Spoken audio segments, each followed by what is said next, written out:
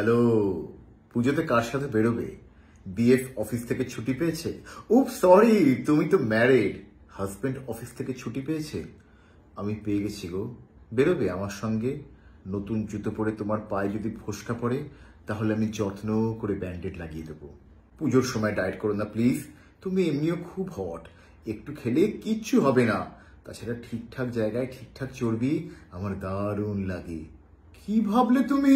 উপ সরি, নবমীতে পাতে খাসির চর্বি। পুজোতে কটা ড্রেস কিনলে? শাড়ির সঙ্গে কিরকম ব্লাউজ পরবে? ফটোসিনথেসিস ব্লাউজ বানাওনি? Converts light energy into chemical energy. উন্মুক্ত পিঠের ওপরে প্যান্ডেলের লাইট পড়লে আমার মনের ভেতরে কেমিক্যাল রিয়াকশন হয়ে বুদবুদ উঠবে। দেখা তো আর করবে না, ছবি দিও প্লিজ। ম্যাডক্স যাও? আমিও যাই। গিটার বাজাতে পারি না গো, কিন্তু পাঞ্জাবি পরি। আচ্ছা, আমি পাঞ্জাবি পরে গেলেও মেয়েরা কেন মনমোহন সিং হয়ে যায় গো? কথা বলে না আমার সঙ্গে একদম। অঞ্জলি দেবে তো?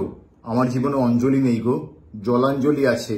ফুল শেয়ার করার মতন সঙ্গিনী নেই যে।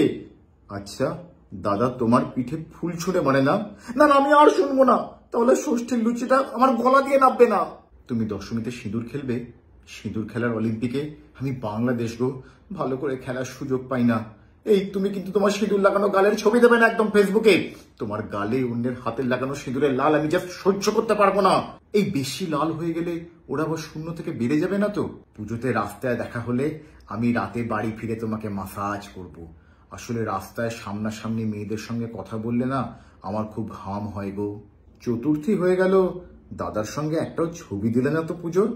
সব ঠিক আছে তো? উপ সরি, সব ঠিক আছে তো? আমার সঙ্গে শেয়ার করতে পারো? সামনাসামনি দেখা করে শেয়ার করলে আরো ভালো করে ফিল করতে পারবো। হ্যালো, মেসেঞ্জারটা চেক করেছো তো? কয়েকটা পাঞ্জাবির ছবি পাঠিয়েছি, পাড়ার রন্টু কাকুর দোকান থেকে কেনা। দেখে বলো না কেমন হয়েছে। তোমার হাজবেন্ড কোথাকার পাঞ্জাবি পরে গো? Fab India? ওখানকার পাঞ্জাবি তো ধুলেই নাকি ফেড হয়ে যায়। পাড়ার রন্টু কাকুর পাঞ্জাবি কিন্তু 1 বছর পরেও চিকনাই মারে। কালকে টালা গেছিলাম গো। তোমার তো শ্যামবাজারে বাড়ি। ভাবছিলাম যদি তোমার সঙ্গে দেখা হয়ে যায়। লম্বা চুল দেখলেই মনে হচ্ছিল তুমি তুমি তুমি। এই সাউথে আসলে বলো কিন্তু, যদি দাদা না থাকে সঙ্গে। তোমার বয়ফ্রেন্ডের ফেসবুক পেজটা দেখছিলাম, মহালয়াতে কুমোরটুলি গিয়ে 2টো মেয়ের ফটোশুট করেছে। আমি কিন্তু মহালয়াতে মেয়েদের ফটো তুলে দিই। আমি খালি মহালয়াতে নিজের সেলফি তুলেছি। তুমি বলো কে বেশি লয়াল হবে? এই তুমি তো সিঙ্গেল, তাহলে তুমি আমার সঙ্গে পুজোতে কেন বেরোবে না? বারবার কিন্তু আমি অফার দিতে পারবো না। বিকেল 5টার সময় আমি যাদবপুর এডিবির সামনে ওয়েট করব। তুমি আসলে আসবে, না হলে কিন্তু আমি ক্যাব বন্দুক কিনে বাড়ি চলে আসবো। তোমার বয়ফ্রেন্ড সপ্তমীতে এগ রোলের সস হাতে লেগে গেলে মোছার জন্য রুমাল দেয়। আমাকে সঙ্গে করে নিয়ে গেলে আমি পুরো জামাটা দিয়ে দেব। এত বয়স হয়ে গেল তাও পুজোতে আমাকে একা একা ফুচকা খেতে হয়। 1 লাখ ফুচকা খেলে ফুচকাওয়ালা কাকু ফাউ দেয় না। ফাউ খাওয়ার জন্য কি তুমি পুজোতে আমার সঙ্গে বেরোবে না? পুজোর আগে চুলটা কাটলাম, স্টোরিতে দিয়েছি, তুমি তো দেখেছো।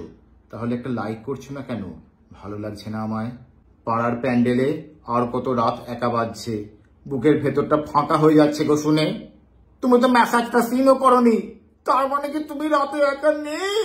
তোমার স্টোরিতে দেখলাম বন্ধুরা মিলে বাঙালি বাফে খেতে গেছিলে। 4টে মেয়ে 3টে ছেলে, 1 to 1 ম্যাপ করাতে পারলাম।